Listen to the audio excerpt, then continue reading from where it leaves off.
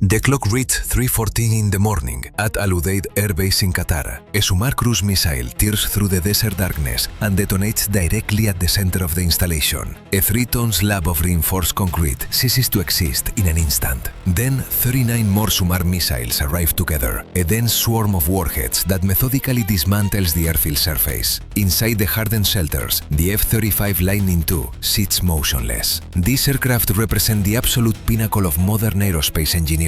But that sophistication comes with a vulnerability. They require a clean, undamaged runway to build takeoff speed. The runway is now a landscape of craters and rubble. Those jets are going nowhere. The Iranian strategic logic was cold and precise. They did not need to destroy the planes themselves. They only needed to destroy the floor beneath them. The base falls silent. The sky above it empties out. And the Iranian naval blockade begins its movement into the Strait of Hormuz, moving with the full confidence that nothing airborne can threaten it. 50 miles to the north, a completely different tactical equation is taking shape. A stretch of public highway begins to tremble from the vibration of engines pulling up. There are no runway lights here, no control tower, no ground crew in reflective vests. There is only a 4-lane strip of asphalt that has not seen a road repair crew in 5 years. Out of the darkness, 2 engines begin their distinctive whine. An Iranian reconnaissance drone orbiting at 30,000 feet swings its infrared camera onto the thermal signature rising from the road below. What the drone's operators see is an A-10 Thunderbolt II, the Warthog. To the Iranian observers, the image on their screens is almost contemptible. This is a 50-year-old ground attack aircraft that the Pentagon itself has been trying to push into retirement since the 1990s. The Iranian commander orders a nearby surface-to-air missile battery to lock coordinates onto the aircraft. He is not concerned. He sees an antique. The A-10's engines push to maximum thrust. Those engines are mounted high on the rear fuselage, and that placement is not aesthetic. It is engineering with a specific purpose, to prevent the intakes from ingesting the debris, rocks, and shattered pavement that a damaged or improvised surface throws into the air. Where a stealth aircraft would have its engine core destroyed within seconds on this road, the A-10 reached the highway as a perfectly acceptable runway. The jet lifts off in under 3,000 feet of roll. As it climbs into the night, its wings carry the results of a classified upgrade program completed in 2026. Beneath those wings hang rows of GBU-39 small-diameter bombs and AGM-65 Mavericks. That upgrade replaced every foot of aging copper wiring in the aircraft with high-speed fiber optics, rebuilding the nervous system of the plane from the inside out. The A-10 flies low because that is the environment where it is most dangerous. The Iranian coastal radar struggles to separate its return from the background clutter of the desert hills. The drone above continues to track it. But the A-10 does something the Iranian planners did not model. It turns directly toward the heart of the naval blockade in the strait. The aircraft the Pentagon spent 3 decades trying to retire is the only thing left flying. The A-10 Thunderbolt II appears on Iranian radar screens as a large and unmistakable return. It is moving at 400 miles per hour, low enough that its shadow skips across the whitecaps of the Persian Gulf. To the Iranian radar operators, this is almost offensive. A slow-moving target from a previous century lumbering toward them without any apparent concern for its own survival. The assumption inside the Iranian command posts is straightforward. The jet must close to within 2 miles to use its famous cannon. The engagement radars come to full power. This is precisely what the A-10's crew was waiting for. Inside the aircraft's nose, the new APG-83 active electronically scanned array radar installed during the 2026 program is working quietly. It classifies each radar emitter, calculates their precise GPS coordinates, and assembles a 3-dimensional map of the entire coastal defense network. The Iranian Sayad-3 battery fires. The missile climbs hard, then curves downward, its seeker locked onto the A-10's heat signature.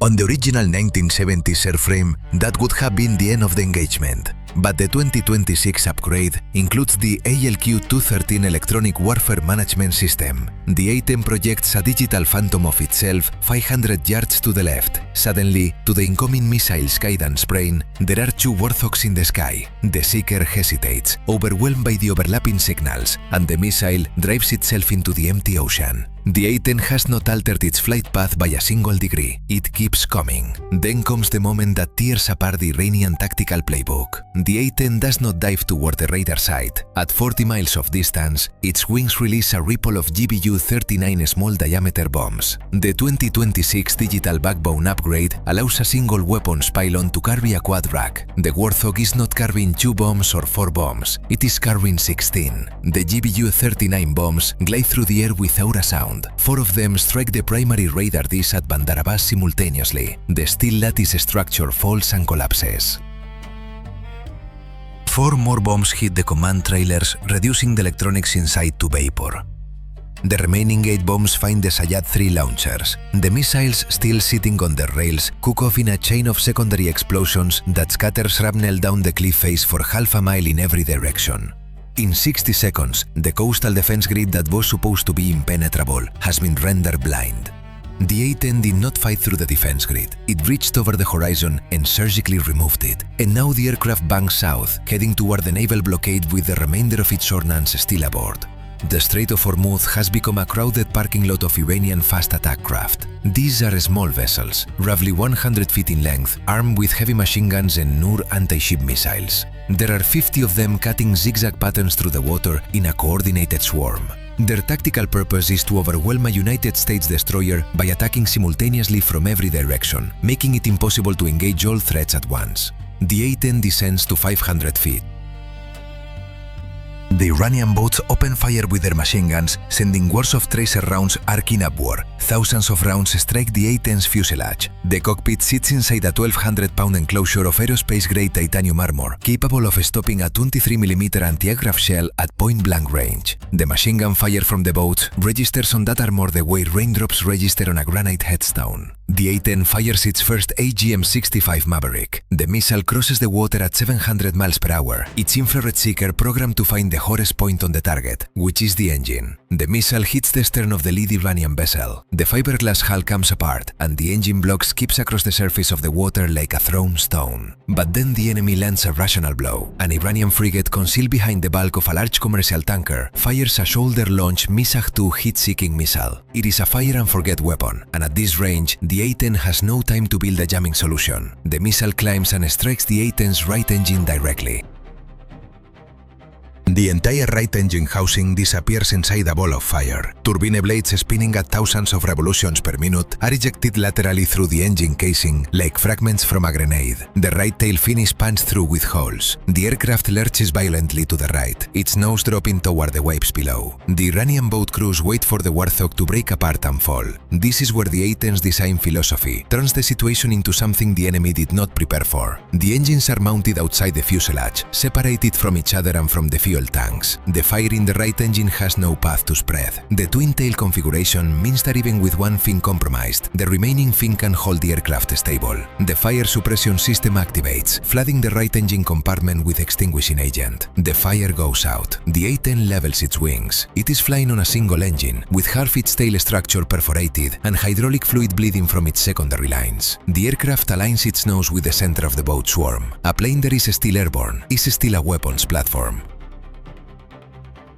The nose of the A-10 begins to glow. This is the GAU-8 Avenger, a 7-barrel rotary cannon roughly the size of a Volkswagen Beetle. It fires 30mm shells at a rate of 3,900 rounds per minute. The first burst reaches a cluster of 5 Iranian fast boats. Each shell that contacts the water surface detonates on impact. Each round that finds a hull is a small explosion in its own right. The first boat is cut in half along its center line. The second boat's fuel tank is struck, and it becomes a column of fire. The third and fourth boats are destroyed by the overpressure of rounds impacting the water immediately alongside them. The A-10 walks the fire steadily across the surface. In a 10-second trigger pull, 12 Iranian vessels have been removed from the engagement. The boats that remain intact break formation and run for the coast at full speed. The wounded A-10 Thunderbolt II descends toward the desert highway, pulling a ragged ribbon of smoke from its dead right engine. As the jet approaches the asphalt, the ground around it erupts. Iranian intelligence has tracked the aircraft back to its improvised base.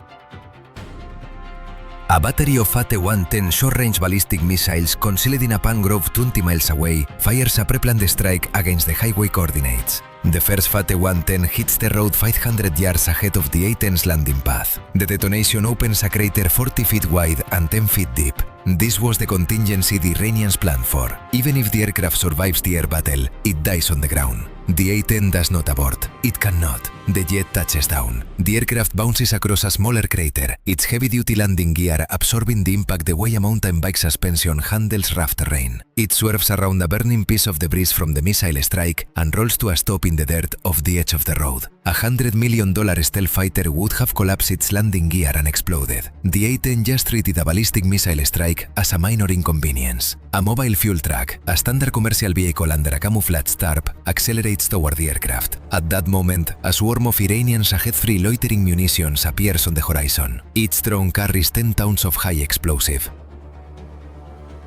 There are 30 of them, and they are all targeted on the grounded Warthog. The A-10 is still taxiing. With one engine, it cannot take off again under its own power in time. But the 2026 upgrade included a capability that changes the geometry of the entire situation. The Warthog's new computing architecture is now linked directly to a United States Navy destroyer, the USS Arleigh Burke, positioned 60 miles away in the Gulf. The A-10 uses its infrared sensors to designate the drone swarm with a laser. 60 miles away, the destroyer receives the targeting data and fires a ripple of RIM-162 evolved Sea Sparrow interceptor missiles. The drones, which are too small and too low for the ship's own radar to resolve across the desert terrain, are suddenly met by incoming fire. 28 drones are destroyed in a sequence of mid-air flashes. The remaining 2 pass close enough that their blast waves rattle the A-10's cockpit glass. The titanium enclosure around the crew holds. This is the development that shook the Iranian command structure to its foundation. The A-10 is no longer just an attack aircraft.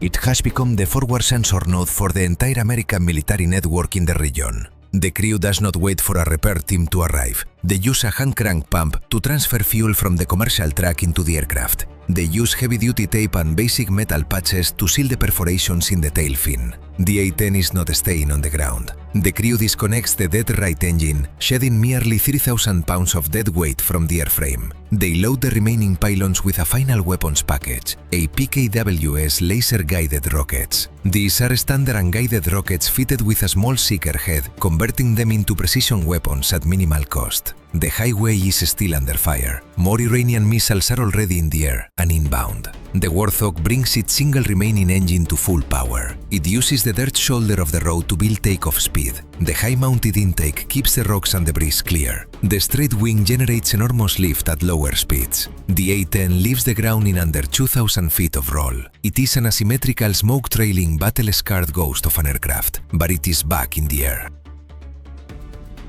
As it climbs, it locates the A-10 battery that has been targeting the highway. The battery is moving, attempting to shelter under a bridge. The A-10 does not have the fuel remaining for a sustained engagement. It dives. It releases the APKWS rockets in a continuous stream. The rockets find the bridge supports and the missile launchers at the same moment. The bridge comes down, burying the uranium battery under 500 tons of reinforced concrete. The A-10 levels off at 50 feet, threading between power lines and sand dunes, invisible to the long-range coastal radars. It has one engine, no primary hydraulics, and a fuselage that has been perforated so many times it resembles a colander. But it is moving toward the next highway strip 30 miles away, where another fuel truck is waiting. There is one detail about the A-10 Thunderbolt II that rarely enters the conversation, and it reframes everything else about the aircraft. Look at the nose. The GAU-8 Avenger cannon is not centered on the aircraft's longitudinal axis. It is offset slightly to the left. This was not an error in the design drawings. It was a mandatory accommodation to the laws of physics. The cannon and its internal machinery are so physically large that the nose landing gear had to be relocated to one side simply to make room for the weapon system. But the detail that changes how you understand everything the aircraft did in the engagement above is this. The recoil force generated by that cannon is approximately 10,000 pounds. That figure exceeds the thrust output of one of the A-10's own engines. When the pilot fires a sustained burst at lower speed, the gun's recoil measurably decelerates the aircraft. If the burst were sustained long enough, the recoil oil force could theoretically stall the plane and send it into the water. The entire aircraft was engineered around the task of keeping that weapon system from hitting the ground. The Pentagon spent 30 years trying to replace it with aircraft that require controlled environments and pristine surfaces to operate. Iran spent billions on missiles designed to destroy runways. Neither of them accounted for a weapons platform that does not require a runway to exist. Consider that the next time someone tells you a weapon system is obsolete, the question worth asking is not whether the weapon is old. The question is whether the thinking about warfare has simply failed to keep up.